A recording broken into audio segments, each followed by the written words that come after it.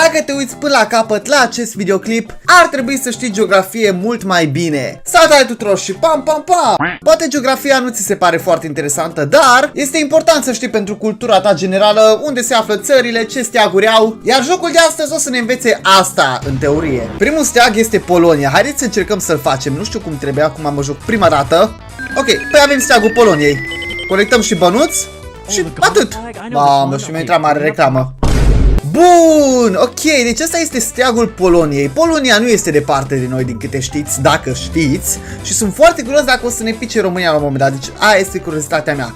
Bun, mergem mai departe, ne arată și unde este Polonia pe hartă. Acolo este Polonia, acum ne ducem în Japonia. Știți cum arată steagul japonez? Ei bine, haideți să vedem, are o pată roșie în mijloc. Deci atât, e destul de simplu. Bun, facem tot steagul alb. Facem alb. Mai trebuia să fac alb. Trebuie să fac alb aici în stânga. Ia, uite așa.